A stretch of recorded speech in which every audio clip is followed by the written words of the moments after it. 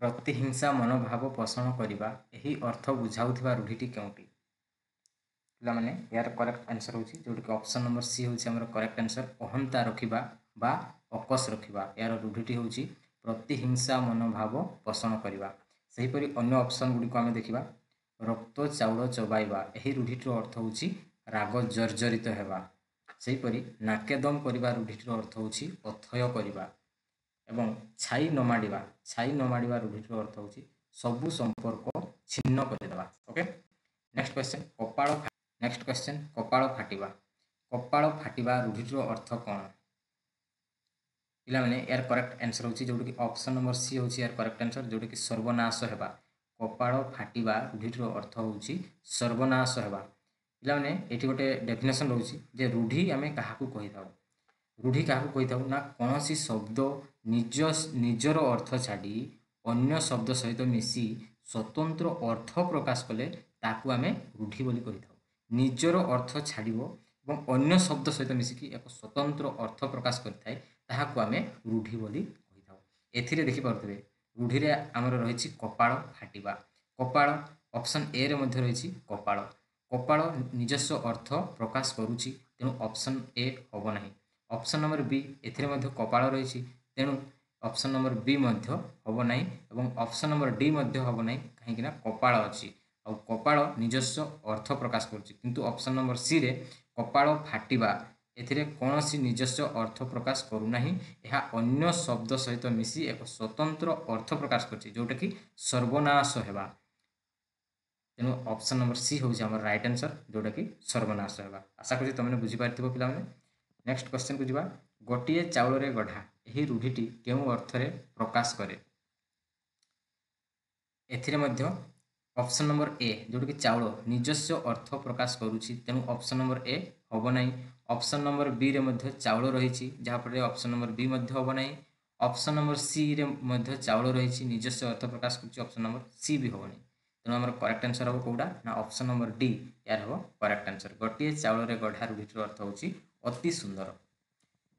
Next question ସବୁ ଶେଷ କରିଦେବା ଏହି ଅର୍ଥ ପ୍ରକାଶ କରୁଥିବା ରୂଢ଼ିଟି କ'ଣ?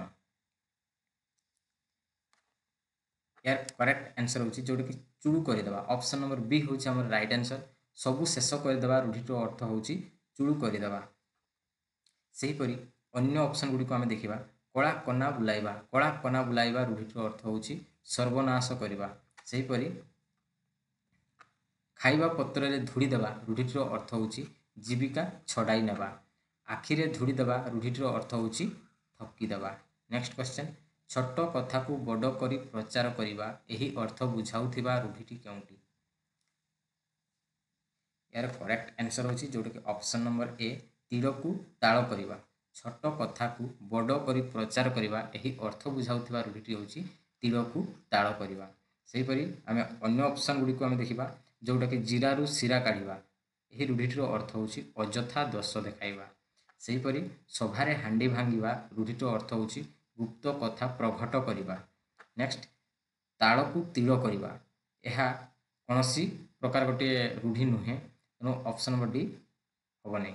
नेक्स्ट क्वेश्चन क्षुद्र मध्यरे भयंकरता एही अर्थ प्रकाश करथिबा लोकवाणीटी कोन? यार करेक्ट आंसर होची जोटा कि छोट सापर विष टाण। ऑप्शन नंबर बी होची हमर करेक्ट आंसर। से परी हमें नेक्स्ट ऑप्शन गुडी को देखिबा। डेंगा मुंडरे ठेंगा। डेंगा मुंडरे ठेंगा रूढ़ीटीर अर्थ होची आगुआ लोक उपरे दायित्व और विपद। सही परी कूपमंडूक। कूपमंडूक रूढ़ीटीर अर्थ होची संकुचित परिवेश रे बढ़िथिबा व्यक्ति। एवं चके गले 12 हाथ एही रूढ़ीटीर अर्थ होची सुविधा मिलिले जोर रे आगु को बढ़ी चलिबा। अभिज्ञतारु सतर्क हेबा एही अर्थ प्रकाश करथिबा लोकवाणीटी कोन?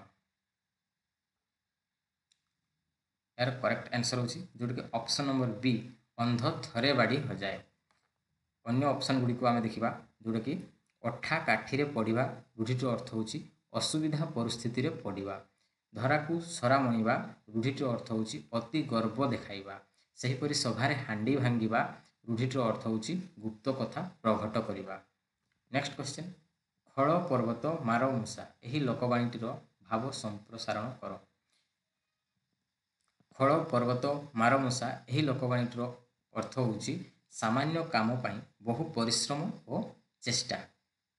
यार ऑप्शन होची ऑप्शन नंबर सी होची हमरो करेक्ट आंसर। सेपरि आमे अन्य ऑप्शन गुडी को आमे देखिबा जेंति कि क्षुद्र मध्यरे भयंकरता। एही लोकवाणीर अर्थ होची छोट सापर बड़ विष। शक्तिशाली ही प्रभुत्व विस्तार करे। यार लोकवाणीटी होची जोर जार मुलक तार। गुणी गुणर आदर करे।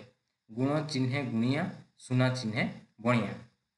नेक्स्ट क्वेश्चन गुप्त कथा प्रकट करिबा एही अर्थ बुझाउतबा लोकवाणीटी कोन? यार करेक्ट आंसर होची जोटा कि सभारे हांडी भांगिबा। ऑप्शन नंबर ए होची हमर राइट आंसर। सेपरि अन्य ऑप्शन गुडी को आमे देखिबा जोटा कि जान जाऊ मान थाऊ।